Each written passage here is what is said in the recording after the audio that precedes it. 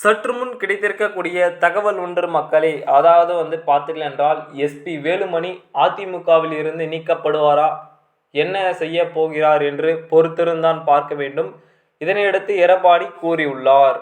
என்னவென்று பார்த்தால், தமிழகத்தில் சட்டமன்ற தேர்தலுக்கு இன்னும் சில மாதங்களே உள்ள நிலையில் தேர்தலுக்கான பணிகளை அதிமுக தீவிரப்படுத்தியுள்ளது என்றுதான் சொல்ல வேண்டும். அந்த வகையில் ஆளுங்கட்சியாக உள்ள திமுகவை வீழ்த்த பலம் வாய்ந்த கூட்டணியை அமைக்க எடப்பாடி பழனிசாமி திட்டமிட்டிருக்கிறார்.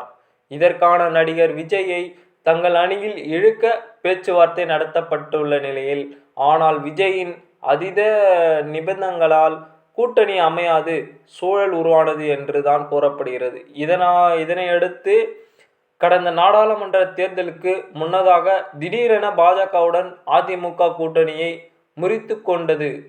ஆனால் அதிமுக தலைவர்களை பாஜக மாநில தலைவர் அண்ணாமலை விமர்சித்து முக்கிய காரணமாக கூறப்படுகிறது.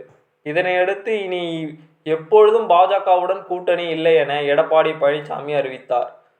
இதனையடுத்து மேலும் பாஜகவை கடுமையாக விமர்சித்து வந்தார். மேலும் இதனை அடுத்தும் கூட 2024 அக்டோபர் 6 அன்று கன்னியாகுமரியில் நடந்த RSS பேரணியை கொடியை இப்போ ஒரு சிக்கலானது உருவாக்கப்பட்டிருக்கிறது. இதனை அடுத்து அதிமுக மூத்த தலைவரும் முன்னாள் அமைச்சருமான தளவாய் சுந்தரம் தொடங்கி வைத்தார்.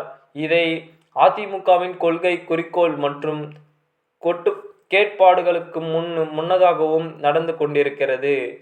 இதனை அடுத்து அவரை கட்சியில் இருந்து தற்காலிகமாக நீக்கப்பட்டார் என்றுதான் கூறப்படுகிறது. ஏனென்று பார்க்கும் பொழுது இப்போ பாஜக நடத்திய இரு மொழி கொள்கைக்கு எதிரான கையெழுத்து இயக்கத்தில் கலந்து கொண்டதாக திருவள்ளூர் மாவட்ட செயலாளரும் நீக்கியுள்ளார் என்று தான் அறிவித்தார். இதனை அடுத்து மேலும் நம்ம பார்க்கும் பொழுது மக்களே, ஆனால் இதனை அடுத்து ஒரு விஷயங்களும் ஒரு திருத்த மாற்றங்களும் மேற்கொண்டு தான் போய்கொண்டிருக்கிறது. எஸ்பி வேலுமணி அவர் இந்த கட்சியிலிருந்து நீக்கப்படுவாரா என்று நம்ம பொறுத்திருந்தான் பார்க்க வேண்டும். ஏனென்று பார்க்கும் பொழுது ஒரு சிறப்பான மாற்றங்களும் திருத்தங்களும் முன்னதாக நடந்து கொண்டிருக்கிறது. இதனை அடுத்து பார்க்கும் பொழுது மக்களே, முன்னாள் RSS தலைவர் மோகன் பகவத்துக்கு வெள்ளி முருகன் சிலையை அதிமுக முன்னாள் அமைச்சர் எஸ்பி வேலுமணி முருகன் சிலை வழங்கி வரவேற்கிறார். இந்த நிலையில் RSS பேரணி கலந்து கொண்டிருப்பதாக நம்மளுக்கு தகவலானது வெளியாகியுள்ளது. இதனை அடுத்து சுந்தரம் கட்சியில் இருந்து நீக்கப்பட்ட நிலையில் தற்பொழுது RSS தலைவர் பங்கேற்க விழாவில் அதிமுக மூத்த நிர்வாகி எஸ்பி வேலுமணி பங்கேற்க உள்ளார்.